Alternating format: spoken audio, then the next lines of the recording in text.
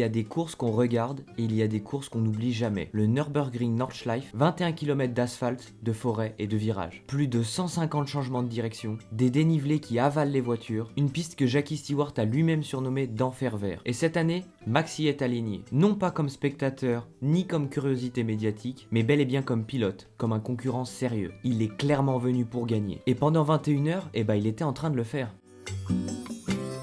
Pour comprendre ce que Max a accompli ce week-end, il faut d'abord comprendre dans quoi il s'est lancé. Les 24 heures du Nürburgring. C'est pas une course de plus dans le calendrier. C'est l'une des épreuves les plus exigeantes au monde. 161 voitures au départ. Des pilotes pros, des gentleman drivers, des spécialistes de l'enfer vert, des gens qui connaissent par cœur cette piste à chaque mètre près. Et ça depuis des années. Max lui avait décidé de s'y préparer sérieusement. Il a suivi une formation spéciale pour obtenir son permis pour rouler au Nordschleife. Il a enchaîné les courses de préparation entre les grands prix de F1. Il a appris, il a bossé et il prend ça au sérieux. Il est au volant d'une Mercedes AMG GT3 Evo. Il partage la voiture avec 3 coéquipiers. Jules Gounon, Danny Juncadella et Luca Hauer. 4 pilotes, un seul objectif, accomplir quelque chose qui n'a pas été encore réalisé. Remporter cette course à la première tentative. Avant même de parler de la course, parlons qualification. Parce que c'est là que le ton est donné. Le format 24 heures du Nürburgring est unique. 3 sessions de qualification éliminatoire comme en F1. Chaque pilote a son créneau, chaque tour dure plus de 8 minutes. Et sur 21 km, la moindre erreur peut être fatale. Max s'élance en première session. Son chrono, 8 minutes et 18 secondes. 3e meilleur temps. Il a été le meilleur tour pendant de longues minutes, jusqu'à ce que la pluie redistribue les cartes en fin de session. En deuxième session, c'est encore lui au volant. Et son chrono, 8 minutes 14 secondes. Provisoirement en tête, il montre à tout le monde qu'il est là pour de vrai. La voiture se qualifie donc de justesse pour la session finale en terminant 6ème. Juncadella va alors prendre le dernier relais et il arrache la 4ème position. La Mercedes numéro 3 va alors partir de la 2ème ligne. Pas la pole, mais une déclaration d'intention. Le départ est donné. 161 voitures s'élancent sur la Nordschleife. Et dès le premier tour, c'est une guerre. Une Lamborghini prend un départ anticipé et écope de 32 secondes de pénalité. Une Audi tape une Mercedes dans un endroit à cote 60, c'est-à-dire qu'on n'a pas le droit de dépasser 60 km/h pendant une zone restreinte. Les 2 voitures vont être alors gravement endommagées. Une Ferrari percute violemment le rail dans le premier secteur. La BMW numéro 99 va faire un tête-à-queue dans le premier tour. Sur cette piste, les 20 premières minutes ressemblent déjà à la fin de plusieurs grands prix. Et au milieu de tout ça, la Mercedes numéro 3. Elle avance proprement et sérieusement. Max va prendre son premier relais. Il s'installe dans la course, il reste patient dans le trafic, il observe, il prend son temps. Et quand il attaque vraiment. À 7 minutes du passage des 3 heures, Max Verstappen prend la tête. Il profite d'un code 60 et du trafic pour passer l'Aston Martin de Crogne à la dernière chicane avant la ligne droite des stands. 3 heures de course, première place avec 23 secondes d'avance. À ce moment-là, dans le paddock, les ingénieurs regardent les écrans et ce qu'ils voient, c'est qu'une voiture est vraiment plus rapide que les autres, a un meilleur rythme, gère mieux les trajectoires. Et cette voiture, c'est la voiture numéro 3. Kevin Estre, sur la Porsche Mountain Racing, l'une des favorites de cette course, glisse sur une flaque d'huile à Brücken, désolé de la prononciation, et fait un tête-à-queue et s'accidente. Et ça, pour l'équipe Verstappen, c'est un plus. Un énorme concurrent en moins. La numéro 3 prend le large. Mais l'endurance, c'est pas une course de 3 heures, c'est 24 heures. Et la nuit, les choses se compliquent. Jules Gounon prend un relais difficile, les conditions sont compliquées, la météo change, le rythme baisse. L'Aston Martin, la BMW de Schubert les repasse. Et l'avance s'évapore. Mais l'équipe réagit, les stratèges sont bons. Les arrêts au stand sont chronométrés parfaitement. Pas une seconde se perd. Luca Hauer attaque, reprend l'avantage à partir de 6 heures. À 10 heures de course, la numéro 3 est de nouveau dans la bataille. Et puis Max reprend le volant pour la deuxième fois. Il est 2 heures du matin, la voiture sort la numéro 80 de Maro Angel et alors 6 secondes devant lui. 6 secondes sur 21 km, c'est rien. Max attaque, il ferme l'écart tour après tour et à Don Tiger Ho, une des longues lignes droites du circuit, il dépasse Angel. La numéro 3 reprend alors la tête. Un duel entre coéquipiers Mercedes, une voiture de même marque, au milieu de la nuit sur l'enfer vert. C'est ça les 24 heures du Nürburgring. D'ailleurs, si cette vidéo te plaît, n'hésite pas à liker, partager, commenter et t'abonner, ça soutient la chaîne.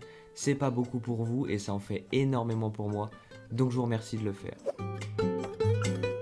Dimanche matin arrive, la course dure depuis 15 heures et la Mercedes numéro 3 est toujours là, devant. Entre 9h et 11h30, l'écart sur la Mercedes numéro 80 atteint 30 secondes. 30 secondes sur un circuit de 21 km, là ça commence à faire. Max va alors prendre son 3e relais. Il est dans un tunnel de concentration, À un moment, deux voitures se crachent juste devant lui, il évite et passe à travers, et il repart, il continue, il lâche rien.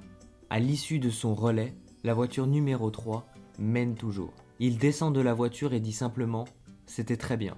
4 mots maximum, comme quelqu'un qui sait exactement ce qu'il doit faire.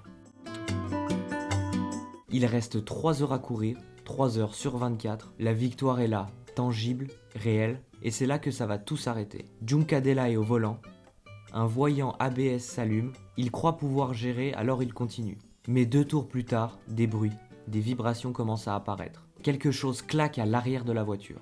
Il rentre au stand, les mécaniciens plongent sous la voiture, le diagnostic tombe.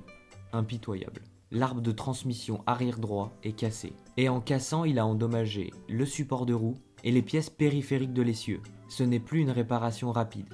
C'est une opération chirurgicale au milieu d'une course où le chrono continue de tourner. Juncadella reste longtemps dans l'habitacle, il attend, il espère. Dehors, la numéro 80 de Maro Angel passe devant et prend donc la tête de la course. La numéro 3 qui alors dominait pendant tout ce temps passe de la première à la 38e place.